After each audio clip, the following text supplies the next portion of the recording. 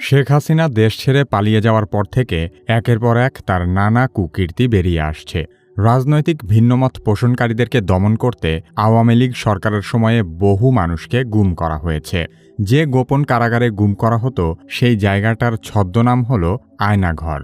শেখ হাসিনার আস্থাভাজন বাংলাদেশের সামরিক বাহিনীর গোয়েন্দা সংস্থার কিছু অসৎ অফিসার এই আয়নাঘর পরিচালনা করত।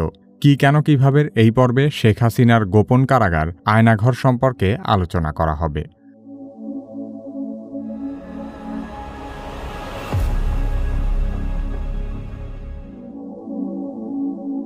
বাংলাদেশের প্রতিরক্ষা বাহিনীর গোয়েন্দা সংস্থা directorate general of forces intelligence বা ডিজিএফআই হিসেবে পরিচিত।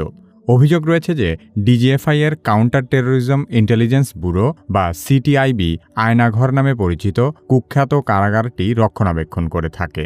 ২০২২ সালে সুইডেন ভিত্তিক একটি স্বাধীন সংবাদ মাধ্যম নেত্র নিউজের করা একটি অনুসন্ধানী প্রতিবেদনে আয়নাঘরের বিষয়টি সবার সামনে উঠে আসে।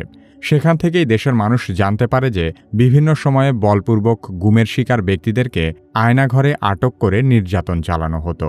আয়নাঘর ঢাকা সেনানিবাসের ভেতরেই অবস্থিত বলে ধারণা করা হয়। আয়নাঘরে বন্দী থাকা সাবেক এক সেনা সদস্য জানিয়েছেন, অতীতে এই জায়গাটি জয়েন্ট ইন্টারোগেশন সেল নামে পরিচিত ছিল। পরবর্তীতে একে সংস্কার ও বর্ধিত করে আয়নাঘর বানানো হয়েছে।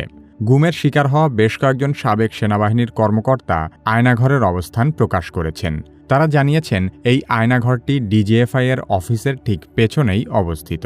এখানে কমপক্ষে ১৬টি কক্ষ রয়েছে, যেখানে একসাথে ৩০ জনকে বন্দী করে রাখা যায়। আয়নাঘরের দায়িত্বে থাকা কয়েকজন সামরিক কর্মকর্তা গোপন এই কারাগারের ছবিও প্রকাশ করেছেন। এসব ছবি দেখলেই বোঝা যায় গোপন এই কারাগারে কাউকে বন্দী করা কতটা অমানবিক। এখানে বহু লোককে বিনা বিচারে বছরের পর বছর, এমনকি যুগের পর যুগ আটকে রাখা হয়েছে। আয়নাঘরের বন্দীদের একজন বলেন, এসব কয়েদখানার দেয়ালে বহু লোকের নানা রকমের আর্তনাদ খোদাই করে লেখা আছে। কত লোককে যে এখানে ধরে নিয়ে যাওয়া হয়েছে তার কোনো ইয়ত্তা নেই। সবাইকে যে এখানে দীর্ঘ সময় বন্দী করে রাখা হয় এমনও নয়। অনেককেই ছেড়ে দেওয়া হয়েছে, আবার অনেককে এখান থেকে হত্যাও করা হয়েছে। আয়নাঘরের ছবি হিসেবে সামাজিক মাধ্যমে এরকম কয়েকটি ছবি প্রচারিত হচ্ছে, যেখানে দেখা যাচ্ছে বহু মানুষের কঙ্কালের স্তূপ। ছবিটির সত্যতা সম্পর্কে শতভাগ নিশ্চিত হওয়া যায়নি। তবে আয়নাঘরের বন্দীদের নির্যাতনের কথা শুনে যে কোনো হৃদয়বান ব্যক্তির মনে হবে, এমন অমানবিক পরিবেশে দীর্ঘদিন বন্দী করে রাখার চেয়ে কাউকে হত্যা করাও অনেক ভালো।